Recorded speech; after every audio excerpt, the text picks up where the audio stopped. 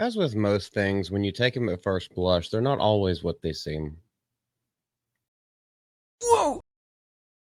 So I've got something a little special for you today, and I'm going to take it from both sides. I'm going to argue both sides of the equation whenever we go into this. But Quentin Tarantino has come out on why he's not watched Denis Villeneuve's either of the new Dune movies, and why he has no plans to in the future.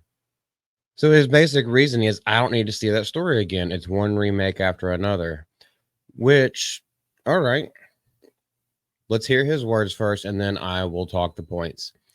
He has not seen the new Dune movies, has no intention of changing that, despite it coming out to rave reviews. In an interview on the Bret Easton Ellis podcast, where he defended Joker, yeah, that was a little questionable as well. So maybe he does need to put out that one last movie because it's making him crazy.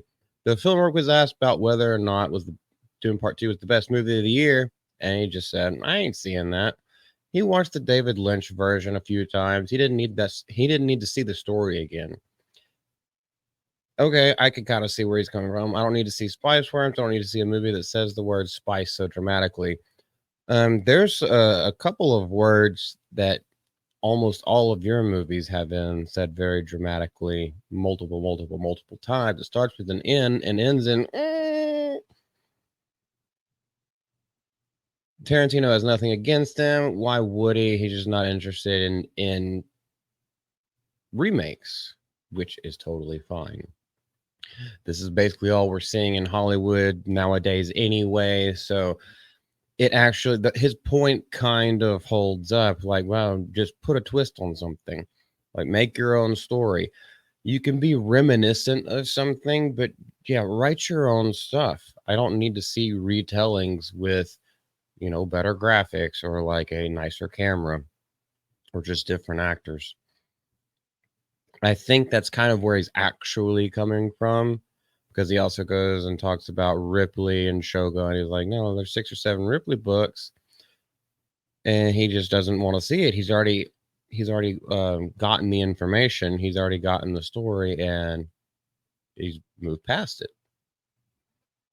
He also goes on to talk about Shogun. He's like, I saw Shogun in the 80s, all 13 hours of it. I'm good. I don't need to see it again. I don't care how they do it. This might also have something to do with not only that he has seen the story before, but he was completely satisfied with the story that he saw in the past. So he didn't need to see a retelling with, like I said, with better visuals or like maybe a different director's choice. He was like, no, I was happy with that. I was satisfied with that. I like that. I don't want to see anything else. Might be onto something because Dragon Age of Vilgard just came out, and as much as I wanted another great Dragon Age game, quickly ate my words the more that everything came out. Okay, so here's kind of where I take a little bit of the other side.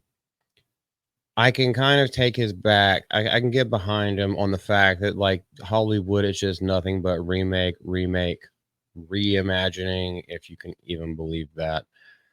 But it kind of seems like they've run dry in their artistic well of thought. I kind of get where he's coming from with that. There are a lot of things, and maybe he's seen it because it's happened so many times to beloved franchises. Someone else gets their hands on it, and it just ruins what you loved in the first place. Can totally get that. Look what they did to Star Wars. Look what they did to Lord of the Rings. Look what they're doing to absolutely everything. So I can get behind him on that. However, I also have to take the other side because I truly believe it as well. You can at least give it a chance, especially when you know that crowds are loving it, your audience is loving it, and it's overall just well reviewed. It's well reviewed. You could tell by the trailers that it's visually stunning. Maybe he's not a big fan of visuals. Maybe, well, I mean, he does like the grindhouse stuff, so he probably still actually shoots on analog film and not digital. But I still think as someone who's in the industry and someone who's been such a huge name in making movies and like one of the pivotal directors of the early 90s up until the 2000s and 2010s, I would think he would want to just completely just suck up and dredge up any new movie that might have a visionary behind behind the camera because he's not going to be doing it for very much longer. I think he says he only has one more movie before he just completely retires. Why not enjoy the work that other people put into stuff, or at least give it a chance? That's kind of where I'm coming from. What do you guys think about this? Do you think Quentin Tarantino is like a mixed bag? Do you think he's like completely right on this, or do you think he's being a little bit standoffish, maybe for other reasons? Let us know in the comments. This is Malt from the GCA. Y'all take care.